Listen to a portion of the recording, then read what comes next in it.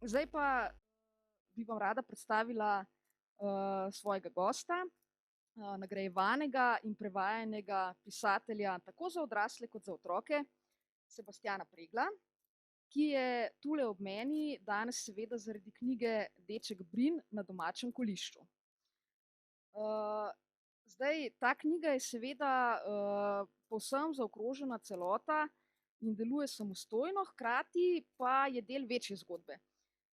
Sebastjan, a bi lahko za nekakšen uvod na kratko predstavil zbirko, katere del je Deček Brin na domačem kolišču, in nas malo samo popeljal po njej, torej po zbirki, ki se v zadnji knjigi geografsko lepo zaokroži, medtem ko junaka Brin in pa Črna, ki se mu kasneje v drugi knjigi pridruži, pa vse skozi rasteta in doživljata razvoj. Prosim.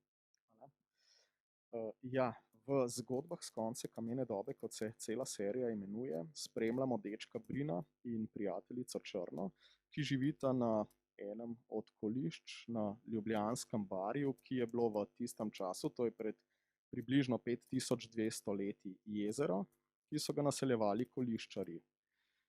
Skozi odraščanje in dogodivščine junakov opisujem življenje koliščarjev v tistem obdobju. Seveda pa sta moja junaka zelo radovedna, taka zvedava otroka, ki ne verjameta odraslim, in to jo tudi odpelje na pot. Ta pot je pravzaprav kar nevarna. Odpravita se proti morju, saj sta slišala trgovca, ki prihaja prav od tam, da seveda za koncem velike slane vode, kot na jezeru rečejo morju, ni konec sveta, ampak so potem še neke druge dežele. Skratka, otroka se odpravita proti morju, tudi prideta do morja. Ves čas se dogajajo neke dogodivščine, zato da je zgodba nekako napeta. To je, bom rekel, en nivo pisanja. Drugi nivo je pa seveda spoznavanje življenja in pa tudi nekih zgodovinskih dejstev iz tistega obdobja. Sicer upam, da nisem preveč z njimi težil, ampak sem želel narediti zadevo vsaj malo tudi poučno, ne.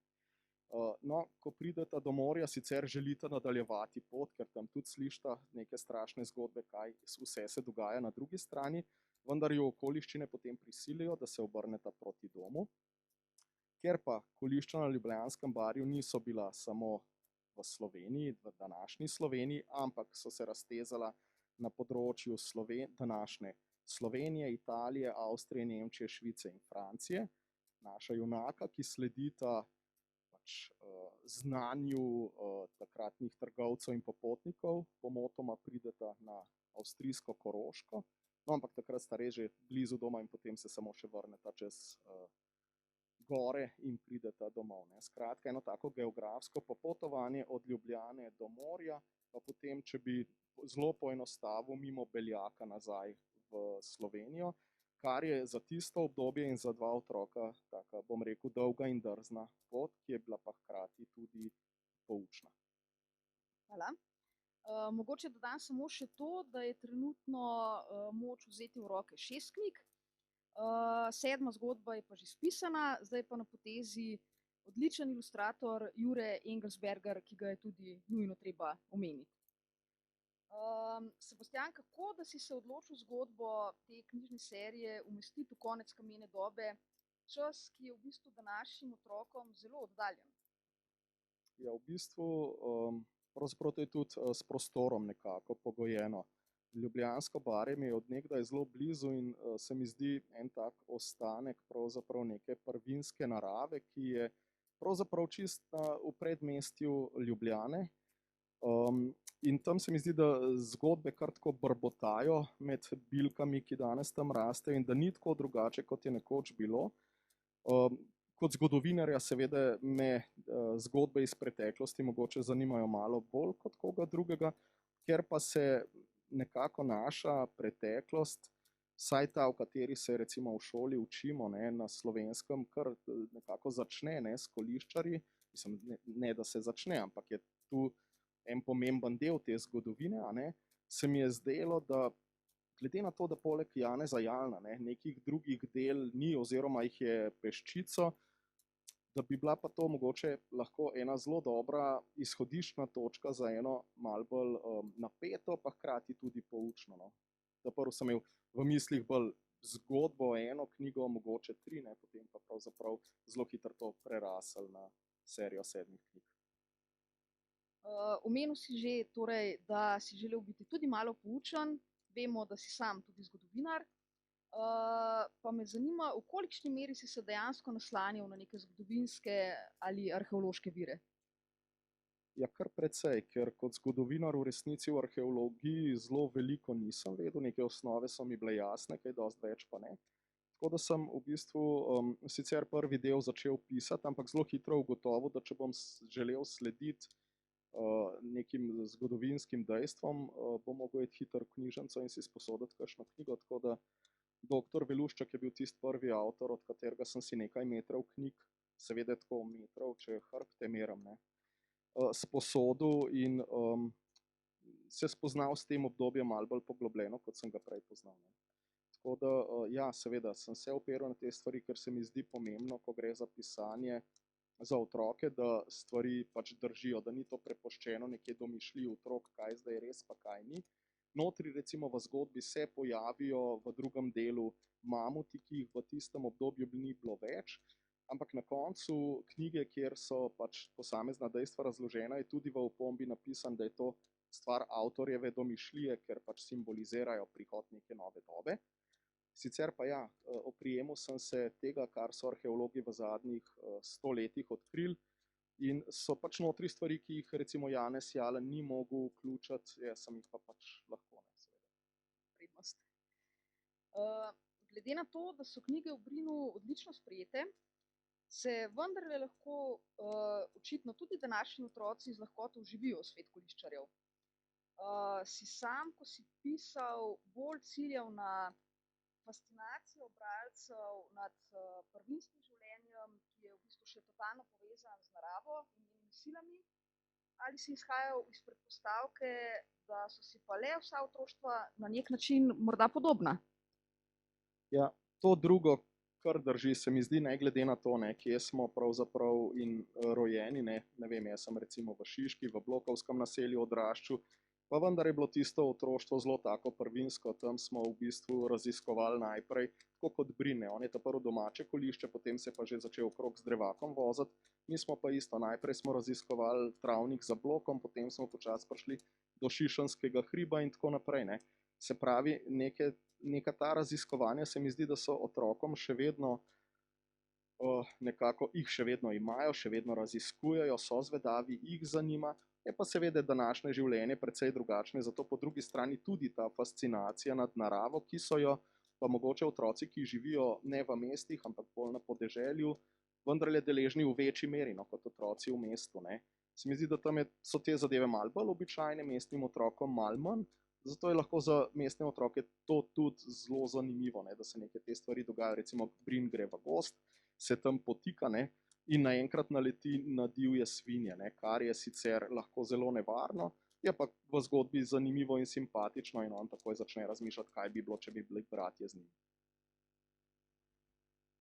Kako si določil starost glavnega junaka? Torej, kako si se odločil, da bo na začetku prve knjige Brin star 9 let? Ja, knjigo sem začel pisati mogoče malo bolj z mislijo na fante, ki malo manj radi berejo, ne, kar je sploh značilno bolj za dečke, ne, deklice malo rajš berejo. In se mi je zdelo, da če bi fantje pri 7-8 letih, da bi vzeli z veseljem knjigo v roke, ne, mora biti pa glavni junak vsaj malo starejši od njih, zato da je to nekdo, kakršnega si želijo sami taki postati, ne, nekdo, ki ga imajo lahko za vzornika, za vzor. In ta starost se mi je zdela kar primerna, nisem hotel imeti preveč odraslega, ne, ker potem bi mogoče ta stik zgubil, ne. Če bi bil enako star, je pa lahko zelo hitro tisto, ne, tudi Brinu se konec koncev vrstniki posmehujejo in ga zbadajo, je tak malo bolj suh, malo bolj majhen, ne, in ga zato kar hecajo, ne. Po drugi strani se pa on potem zelo hitro dokaže, no, kakšen je, ne. Ampak ja, to se mi je zdelo takrat zelo pomembno, ko sem začel pisati, koliko je junak star in pravzaprav v kakšno okolje sem ga postavil. Skratka, starost glede na, z mislijo malo na starost bralca. omenil si zdajle že, da hitro dokaže, iz kakšnega testa je. Katere so njegove bistvene lastnosti, ki definirajo njega, hkrati pa tudi samo zgodbo poganjajo naprej?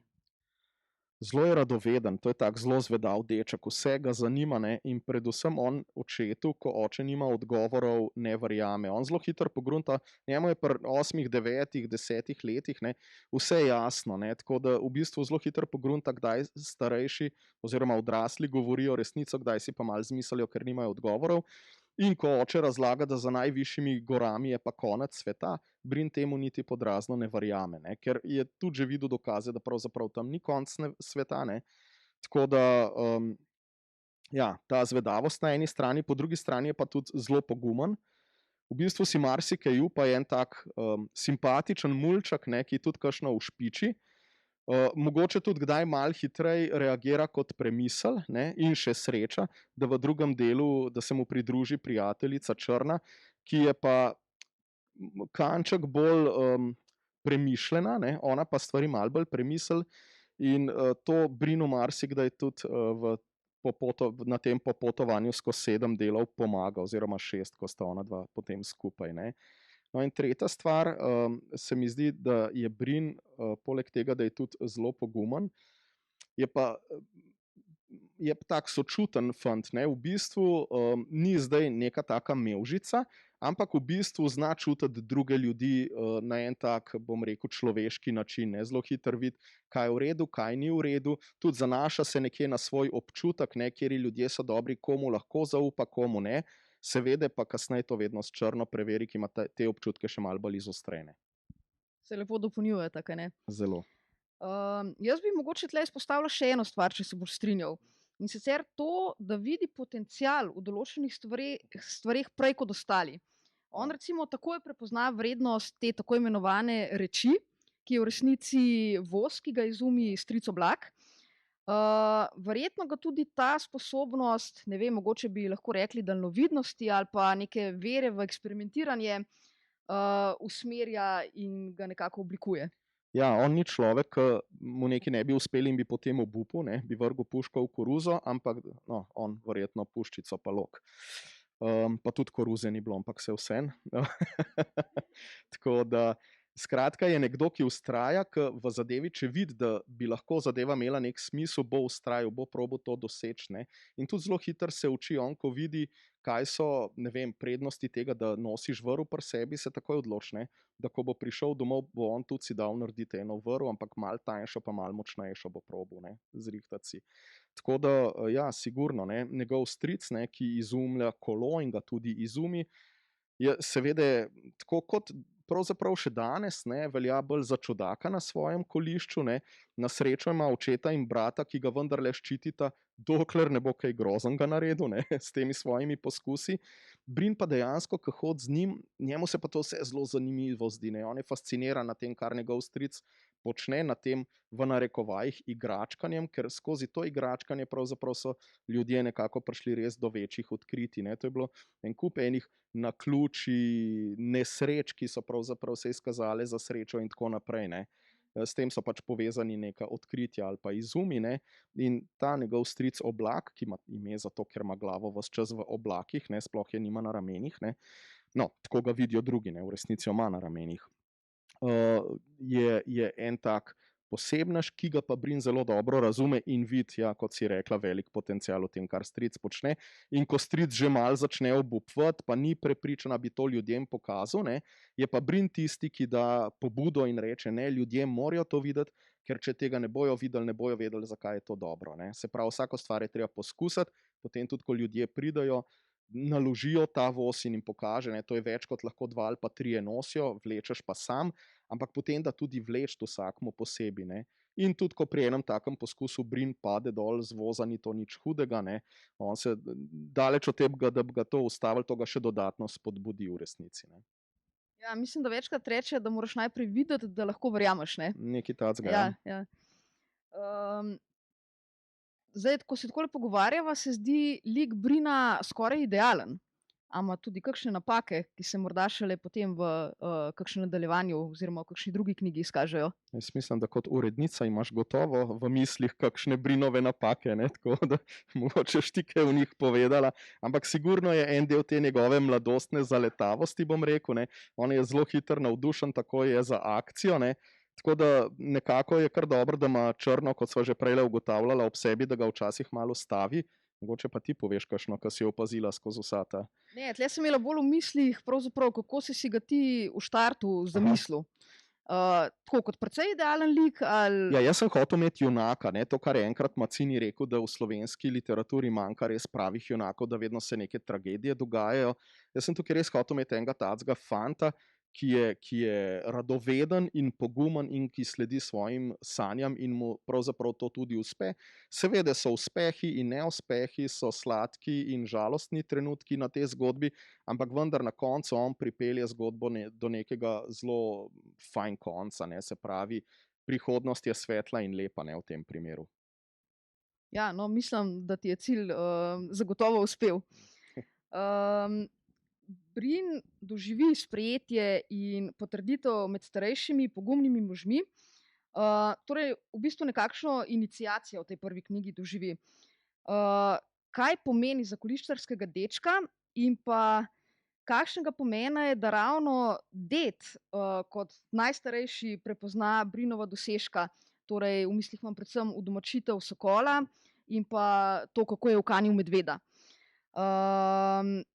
In pa še, kar bi hkrati še dodala še tretje oziroma drugo podvprašanje, ali kaj primerljivega, torej pač ta nek prehod iz enega obdobja v drugega, torej iz povsem otroškega v malo bolj zrelega, recimo, ali kaj primerljivega obstaja danes med fanti? Kako lahko takšno potrditev v bistvu razumejo sploh današnji otroci? No, v preteklosti je bilo to sigurno drugače. Jaz sicer ne vem, pri katerih letih se je to dogajalo, ampak vemo, kdaj so pa nekako otroci niso bili več otroci, ne, ampak so bili kar naenkrat odrasli in tudi to otroško obdobje, ne, se je še nedavno nazaj, pravzaprav je bilo otroštvo zelo kratko, ne. Tudi otroke so slikarji slikali kot majčkene odrasle, ne.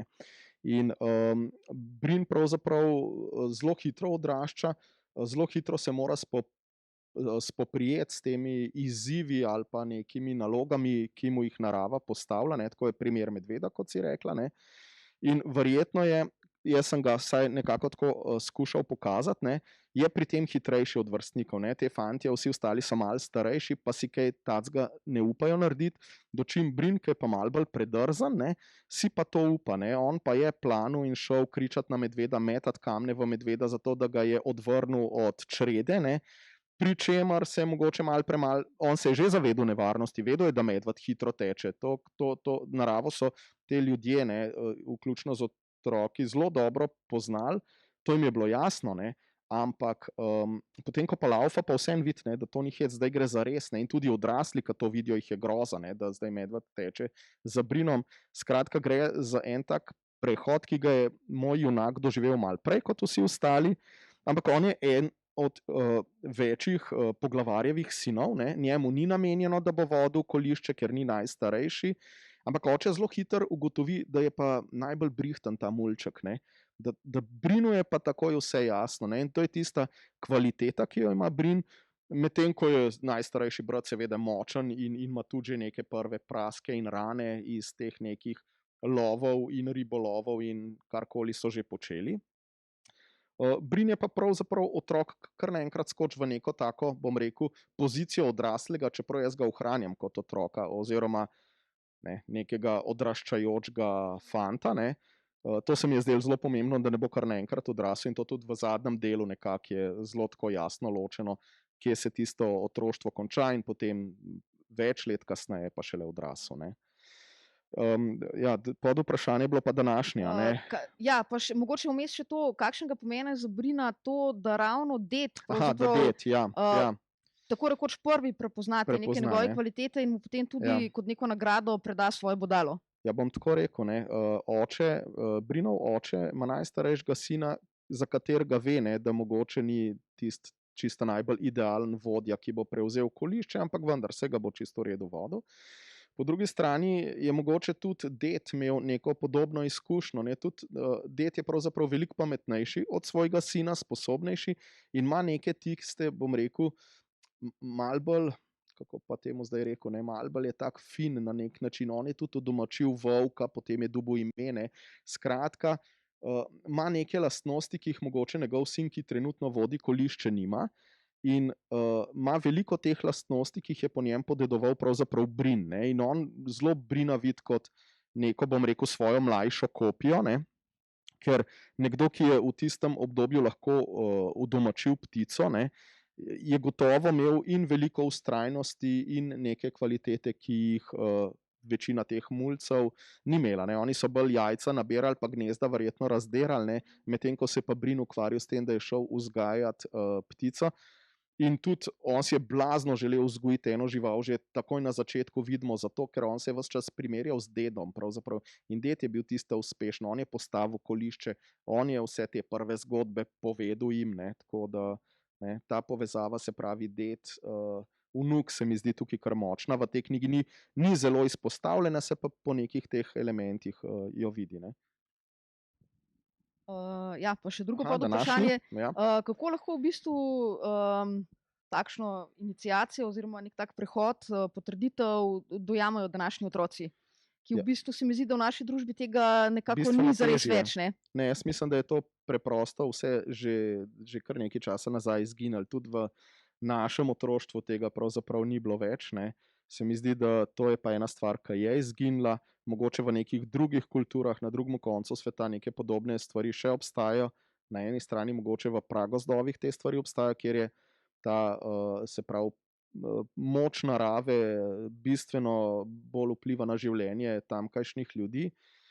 Pa nažalost verjetno tudi v kakšnih teh velemestih, kjer so pa razni gengi, ne, ki sprejemajo otroke in se dokažejo pravzaprav še zelo majhni, ko zataknejo prvo pištolo za trenirko in grejo v akcijo. Ne. Na srečo pri nas, no, pa tega ni. Ne. Ja, res je. Na koliščih je izjemnega pomena družina, več generacij biva skupaj, med seboj si prenašajo znanje, veščine, kar je nujno potrebno za preživetje. Tudi tega danes pravzaprav ni več. Oziroma to predajanje znanja iz roda v rod nima tako velikega pomena, ker obstaja pač veliko drugih poti, po katerih lahko pridemo do njega.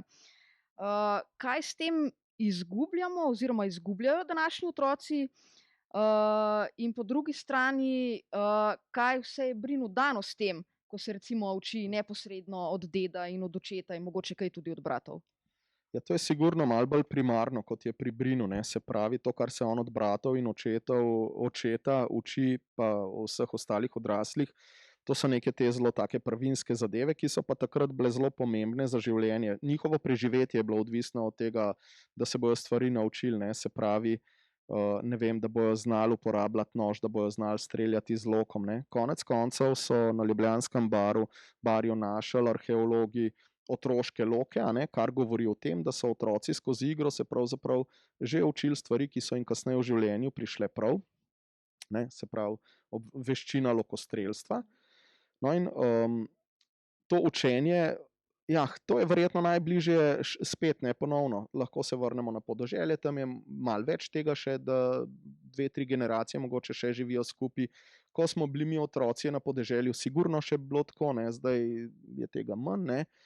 Ampak ja, se pravi, danes pač otroci se veliko stvari naučijo v šoli, ne, Brin tega ni imel, ne. Lahko greš v knjižnico, si sposodiš knjige, ne, še lažje je, da greš na internet, pa najdeš stvari, ne. Ni nujno, da vedno to drži, kar najdeš na internetu, je pa res najkrajša pot. Vsega tega Brin ni imel, ne. Po drugi strani pa marsičesa od tega niti ni potreboval, ne. Tako da jaz mislim, da kar so ljudje takrat imeli, ne, so pač uporabljali in s tem so bili zadovoljni in srečni. Vedno so se pa našli v skupini ljudi tudi takšni, kot je bil Brin in Črna, ne, ki sta pa želela nekaj več. Ona dva, kamorkoli sta prišla, sta vedno govorila o tem, da želita čim več stvari videti, spoznati in se naučiti. Ne. Ker to je bilo največ. To, kar si ti v glavi odnesel, to si potem lahko tudi podal naprej, se pravi, ko si se vrnil domov, si lahko doma razložil, kako se neke stvari dela boljše, hitrejše, učinkovitejše, karkoli. Lahko si kakšno novo kulturo prinesel v žaklju, pa si potem zasadil, povedal kaj o vzreji živali, karkoli, nekaj skratka koristnega za ljudi.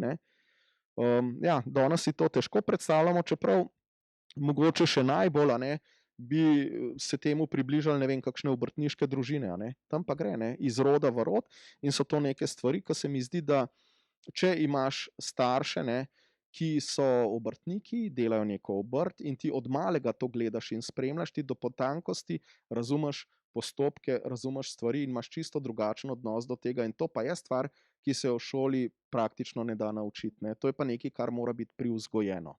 Tako da to se mi zdi, ta vzporednica pa verjetno bi bila.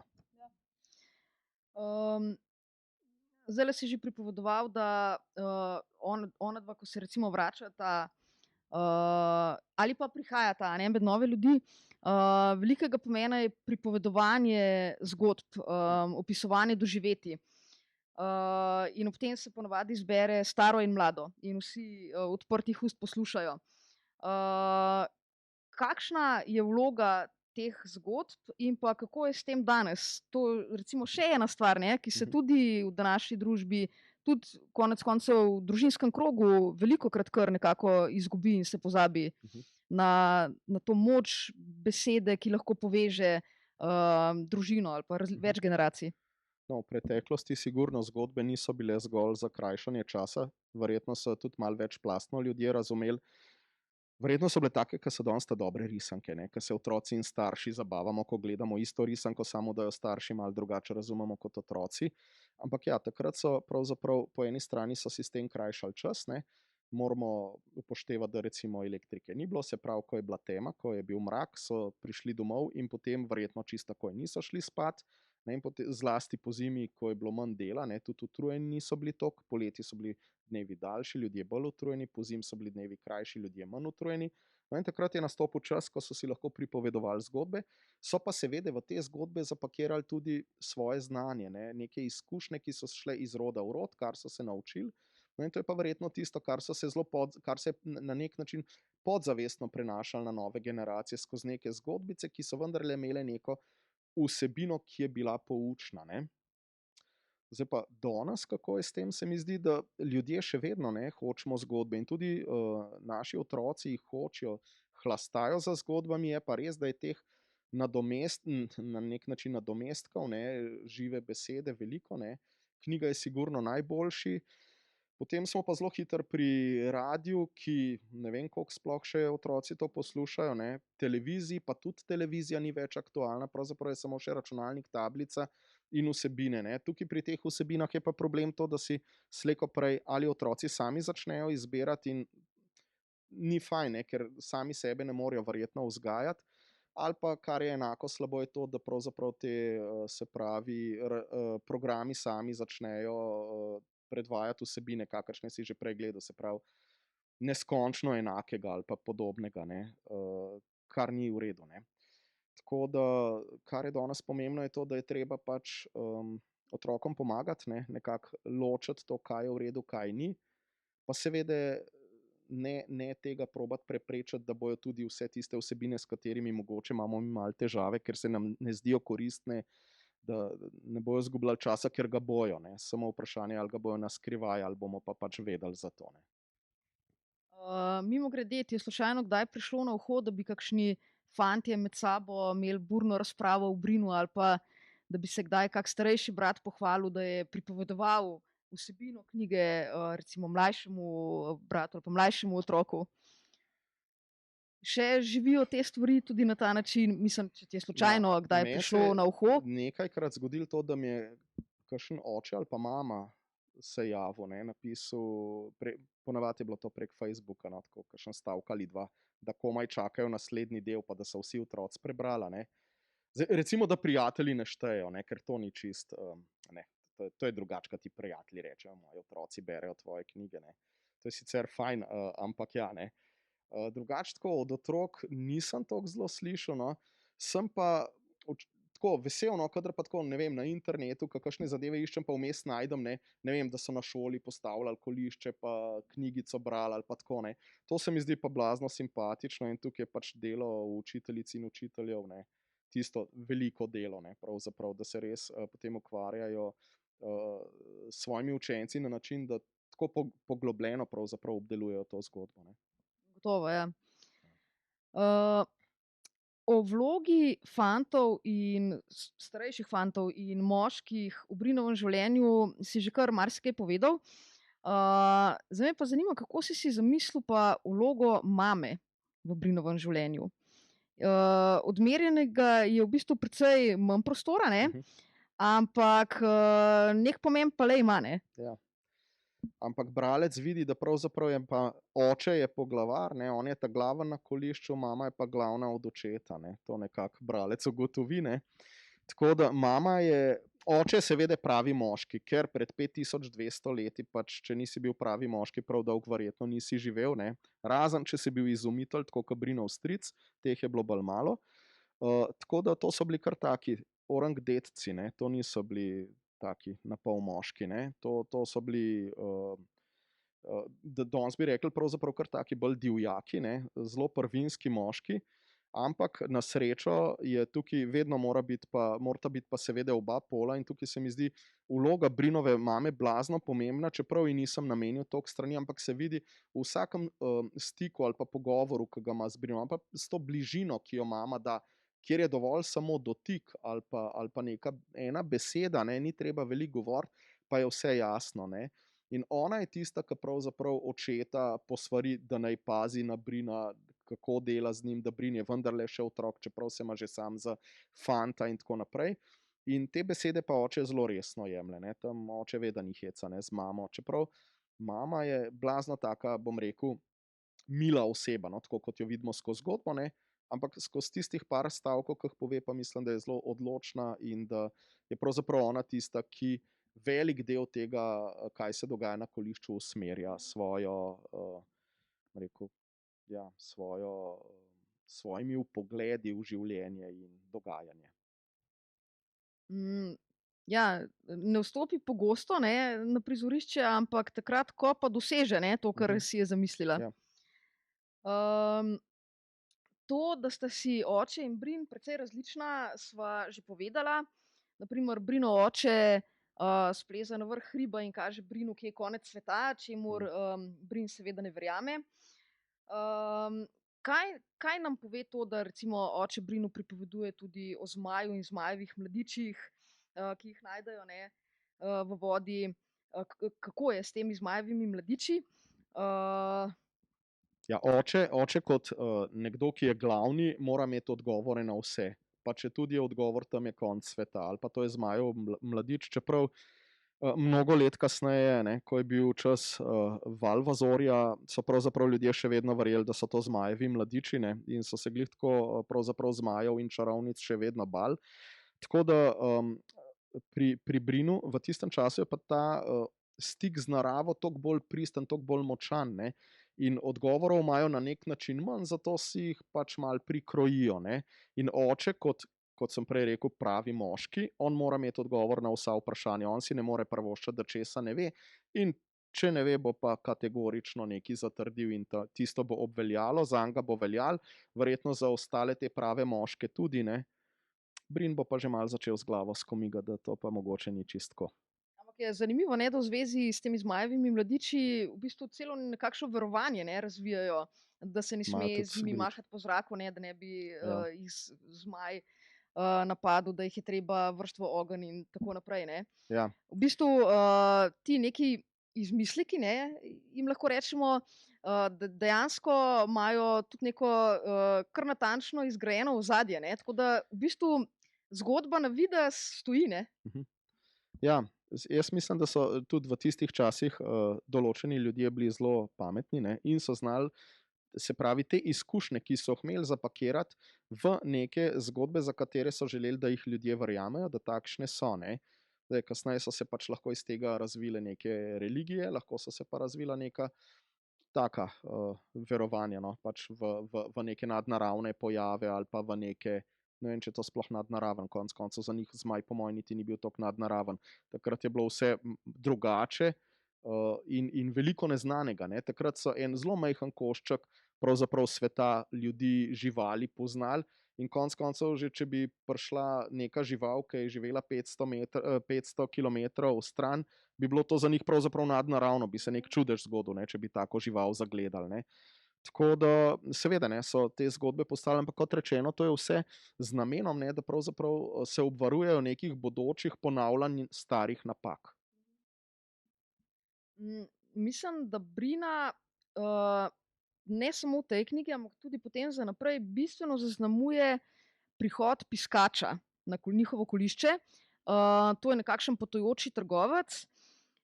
Se mi zdi, da mu mogoče on šele zares odpre nekako meje njegovega sveta. Ne? Ja, sej. Kakšna je bila vloga teh Ja, Brin je trgovcev? tako mlad, da on pravzaprav ne more imeti teh izkušenj, on je pa kot goba, on pije, ne, vse te informacije in v bistvu, ko pride piskač, trgovec, ne, se mu pravzaprav kar naenkrat odprejo čisto nova obzorja Brinu. Ne. Kot sem na začetku po moje rekel, ali pa nisem, ne. Skratka, ena stvar, ki sem hotel skozi zgodbe z konca kamene dobe pokazati, je tudi to, da trgovske poti so bile, da ljudje so bili bolj povezani, kot si danes mislimo. Skratka, ne nazadnje, iz tistega obdobja so našli kost jadranske ribe na Češkem. Se pravi, od Jadrana do Češke je neka trgovina potekala. Potekala je tudi seveda naprej, ne, se ni tam ustavila. Skratka, ta del sveta je bil bistveno bolj povezan, kot si mislimo. Ne. Tudi sikere, ki so jih našli na Ljubljanskem barju, ne, je uporabljen material, ki je najbližji nekje v Italiji, recimo 500 km stran in tako naprej in tako naprej. Skratka, ta povezanost ljudi ali pa povezanost, te neki stiki se povezani niso bili, ampak imeli so pa stike, vedeli so za druge in pravzaprav so vedeli, da nekje še nekaj je, ne, da ni konec. Ne. To se mi je zdelo tukaj zelo pomembno, potem Brina vpeljati v to zgodbo, mislim, v to vedenje, da nekje nekaj je in da je več. Ne. Se pravi, ne zdaj verjeti, da je tam konec, je drugače, ampak s tem ni nič narobe. Konec koncev, že ko prvič s Črno zapustita, oziroma on je šel iskat jo, ne, ko sta šla na ozemlje, kjer se konča kolišče, ne, se pravi na kopno, pridejo do ljudi, za katere so na jezeru govorili, da imajo volčje glave. Ne. Ampak to je bila pač tam neka razširjena družina, eni drugi so bili, ne, in oni so imeli pač volčje kožuhe in na glavah volčje glave, zato da so bili pač za sovražnike bolj strašni. Ne, v resnici so bili navadni ljudje, kar ona dva tudi pogruntata, ampak ja, to različnost, ne, spoznavanje različnosti in predvsem potem ona dva kot radovedna otroka, ne, ugotovita, da potem, ko stvari poznaš, se jih pa tudi bati ni treba in tudi izkušnje, ki jih imata, so načeloma vedno dobre. Dobro, so tudi izjeme, ne, so tudi negativci in tam izkušnja ne more biti dobra, ampak načeloma sem skušal pa napisati tako, kot je danes. Ne vem, če gremo na potovanje, ne vem, lahko gremo z avtom, nam poč guma, kjerkoli nam bo počela guma. Mislim, v 95% se bojo našli prijazni ljudje, ki nam bojo pomagali, pa je čisto vseeno, gremo na sever, jug, vzhod ali pa zahod. Ne. Tako da takrat je bilo zelo podobno, ne. Ampak so pa naši predsodki, ki nas vedno pač pravzaprav bremzajo in zaradi česar se v narekovajih malo tudi bojimo, da se nam bo kaj takega zgodilo. Ne.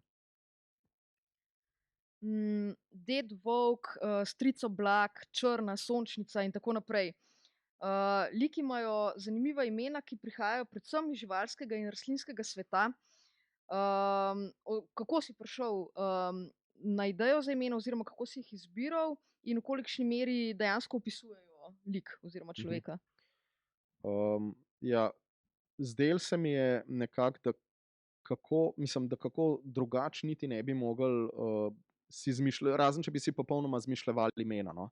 Da se mi zdi, da ta neka povezanost ali pa povezava z naravo je najbližja in najbolj logična, konec koncev ta imena danes ponovno obstajajo, vmes jih mogoče nekaj časa ni bilo, ne. Je bil sem pa kakšen bor, ne, ampak ta imena se nekako vračajo, so ves čas prisotna in takrat se mi zdi, vem ne, če je to tako bilo, Janez Jalen ima tudi, ne, uporablja neka zelo taka imena vzeta iz narave, ker sej, to je to, kar je takrat ljudi obdajalo, ne. Glede na to, da ljudje dobijo ime dosti zgodaj, ne, se pravi ob rojstvu, in da ga kasneje lahko mogoče nadgrajujejo, jih zelo opisuje niti ne ta ime. Je to neko ime, ki je pravzaprav jim dano, zdaj koliko v resnici ne. Ded Volk, to je že očitno ne. Potem, ko je udomačil Volčiča, mogoče on prej neko drugo ime imel, ampak ja, v tem primeru se lahko to spremeni, ne. Sicer pa jaz mislim, da niti ne in niti nisem s tem namenom, da bi jih blazno opisal, ne. Bolj se mi je pomembno zdelo, da je iz narave, pa je, da je iz tistega okolja, iz katerega so izhajali, ker konec koncev Brin in Črna potujeta, kot sem na začetku povedal, ne, Slovenija, potem pa en delček Italije, pa Avstrija. In seveda, ne, različen živalski svet, različne rastline, malo tudi različna imena. Tudi pri teh, ki jih spozna v gorah, sem namenoma dal malo tako nemška imena na nek način, ne. Rigel, na primer, ne. Rigel ali pa Falke. Ja. No, Falke itak, ta je še malo spomenik Falku, ne. Ker tudi Falke je rad pel, ne. Tako da malo sem se pohecal, ampak ja, ne, spet so to imena iz narave, iz tistega okolja, samo da sem potem pač neke nemške besede poiskal. Seveda daleč od tega, da so takrat kakšno nemščino tam govorili, tako kot tukaj nismo slovenščine govorili, jasno, ne. Sam se mi je zdelo tako čisto simpatično, da sem jih tudi potem nekako ločil ljudi, ne. Ko smo že pri poimenovanju, a si imel kakšne težave s tem, da določenih predmetov recimo nisi smel poimenovati z besedami, kot jih poznamo danes? Recimo Ja. kolo je leseno sonce, ne. Ja. Pa to je bilo še najbolj očitno, ne. Tukaj pa sem dolgo časa gruntal, kaj dati pravzaprav, ne, kaj so sploh oni v krogu ga imeli, ne. Pol se mi je zdelo pa, da sonce, ki se pelje čez nebesni svod, ne, da to bi pa lahko bilo neko kolo, ki se čez pelje, to bi bilo, ne. Pol recimo težava, ki je bila, ko je en od fantov pade se mu udre led, pa pade v mrzlo vodo, a ne.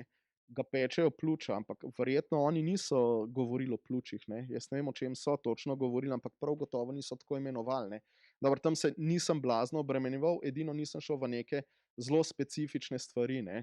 Se pravi, ne vem, da bi ga res bolelo, pač v prsih ga je peklo, pa je to čisto v redu, ne. Tako da ja, je bilo par teh momentov, ampak sem se jim načeloma probal izogniti, ne. Ne sicer na škodo zgodbe, ampak vse to je zelo redko na škodo zgodbe, no, ko se takemu detajlčku izogneš. Ne, saj to so Ne, res detajli, ne. Ja, to so taki detajli, da tam, kjer se je dal lepo zapakirati, sem to uporabil in tako naredil, če pa ni šlo, pa sem se temu rajši izognil, kot da bi nekaj čudnega ratalo. Ne samo knjiga Deček Brin na domačem kolišču, tudi vse naslednje so zelo napete. Pa me zanima, kako pomemben element pisanja za otroke se ti zdi napetost? Ja, zlasti v svetu, ki je teh dražljajev neskončno, ne, ko otroci na dotik tamle en enter pritisne, pa se mu vrti, kar hoče na ekranu, se mi zdi, da je do določene mere to pomembno. Ni to sicer najpomembnejša stvar, ne. Kot rečeno, jaz sem tukaj zasledoval dva cilja, eno to, da je zgodba napeta, drugo je pa to, da se še kaj malega naučimo, pa da nekako povem zgodbo o ljudeh, ki so bili na tem ozemlju pred nami, povezani s tem okoljem, v katerem tudi mi živimo, in če se mi v te hribe zazremo, pravzaprav gledamo iste hribe, kot so oni gledali, ne. To se mi zdi vedno fajn, ko take stvari pišem, no. Tako da, no, zdaj smo pa na tisti točki, ko bom rekel, kaj je bilo vprašanje. Kako pomemben element se ti zdi pri pisanju za otroke napetost? Skratka, Napetost, ne, to ja. Ja, pa ne, ne. Ne sme biti samo napeto zaradi tega, da je napeto, no. To se mi zdi čisto narobe, ne. Seveda se mi zdi pa fajn, da je en del zgodbe tisti, ki vleče naprej, in napetost to sigurno je, da te malo skrbi za tega junaka, pa da te zanima, kaj se bo zgodilo, ne. Podobno vprašanje, kako pomembni se ti zdijo dialogi? Se mi zdi, da so tudi en element, ne, pisanja, ki mogoče še malo bolj živahno vleče naprej. Ja. Jaz mislim, da ja. In tudi skozi dialoge se da fajn kakšne like prikazati, ne. Ravno to, kar sva prej govorila. Mama je malo bolj redkobesedna. Ni nujno, da je redkobesedna, ampak v zgodbah malo manj govori. Ne Tako pride pogosto toliko do besede. Ja. Tako, ne. Ampak tisto, kar pove, ima pa veliko težo. Podobno je z dedom, ne. Ded tudi, razen tega, da sicer ob večerih pripoveduje zgodbe, je on dosti tak redkobeseden, ampak seveda, ne, tiste besede, ki jih pove, imajo pa težo.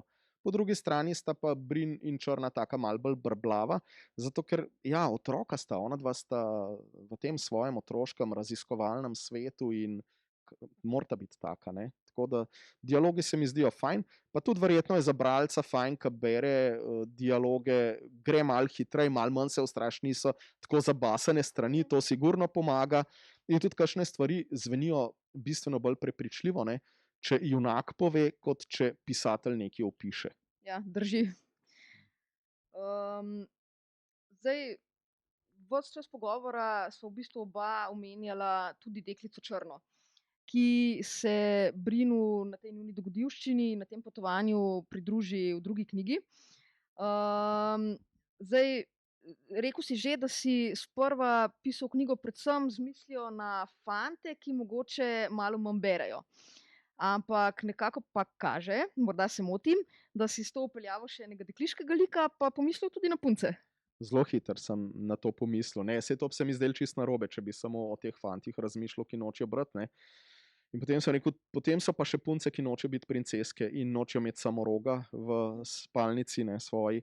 Tako da v bistvu je ta Črna bila zelo taka, po neki naravni poti sem jo not v zgodbo pripeljal. Zdelo se mi je pomembno v prvi knjigi, da je res junak, ki je junak te serije, on, in je to pač prva knjiga o njem. Ne? Ampak v nadaljevanju, glede na to, da je potem tega 7 knjig, se mi je zdelo pa zelo fajn, da pride pa potem tudi pravzaprav druga polovica in skupaj sta ta res celota. Ne? Brin in Črna sta celota in ona dva podajata to zgodbo iz pradavnine skozi dva para oči, na dva načina to pravzaprav doživljata. In ja, zelo hiter, se pravi, jaz že, ko sem prvi del pisal, se mi je zdelo, da bo tukaj treba eno punco pripeljati noter, ne, samo ja, drugi del je bil kar ta prav. V prvem bi bilo to preveč, ne, da bi še pač najboljša prijateljica se priključila. Super, upam, da so neljubiteljice samorogov zadovoljne. Tako, jaz sem s svojimi vprašanji prišla do konca.